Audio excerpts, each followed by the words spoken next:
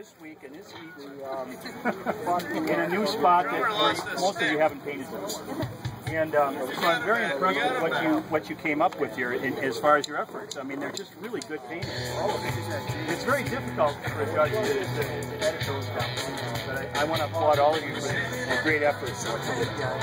Now, just some comments on what I usually pick out as things that I look for.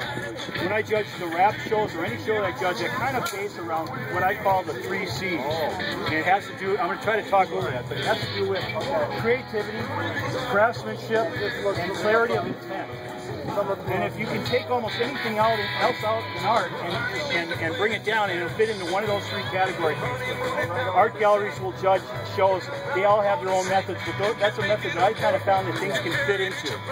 Now, it's usually on a 1 to 10 scale in my mind, and just think about it this way. If you have like a 10 on creativity, let's say it was a really fantastic work of art as far as its creative output, maybe it's something I've never seen before, anyone has ever seen before, that gets you a 10, right? Now you add craftsmanship to that. If it shows that you understand your medium, I don't care what it is, you add that in there, okay, that's doing pretty good. Now you add clarity of intent. And that means when I start this painting, am I just trying to make a pretty picture? Am I just trying to sell something? Am I just trying to make something that's cute and my family will love? Or is my idea special to me? Is it something that means something to me? They always say, like, when you're a writer, write about what you know and what you love. As a painter, you should do the same thing. No matter what anyone else says. Really. We're going to look through. Look through. Now, everyone that I picked here today rates high on at least 2 of those. Okay? I understand this is a plein air event. You're not in your studio, you know, drinking your wine. So understand your creativity might be fixed a little bit. You're into a subject matter that you have to deal with. But still, that creativity comes into another form then. It can come into composition. There are some here that I picked almost for that very reason. The one I picked from Gail, Frankie here. You look, the one, well, you guys know it, but her tree line's way up here. It's all fields. It's got a beautiful ratio built on the golden rectangle. It's just a nice simplified painting, very simple spaces and very simple colors. Very nicely stated, not overworked at all. Mike Nielsen is very good at that. You can see that he had here. Same thing. Really simplified statements. Nice color, nice color.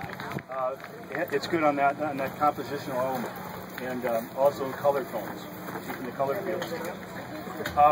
Some of the others I just did. The reason we should always talk about the first place one, I guess. I picked this one because not only is it a complex scene, being painted in plein air, not that just makes it what it is, but what I respond to is the clarity of color. The color is very clear and succinctly stated. And it's very difficult when you state color like this to have it look like it belongs. A lot of people, when they do a scene like this, it'll look kind of hodgepodge. Some colors will bounce way forward, some come way back.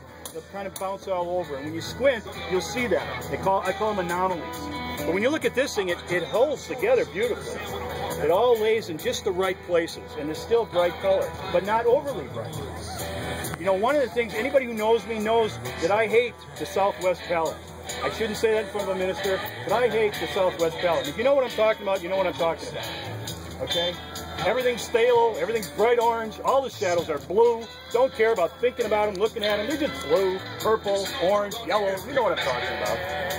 But when you paint in the Middle West, you have to have a very sublime color sense. It is much harder to paint in these latitudes than it is to paint down south. They got it easy. We know how to paint. Okay?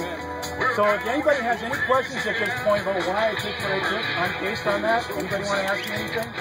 I'm just losing my voice and I think too much about it. So what do you, any questions? Okay, well, thank you. Nice show. Thank you so much.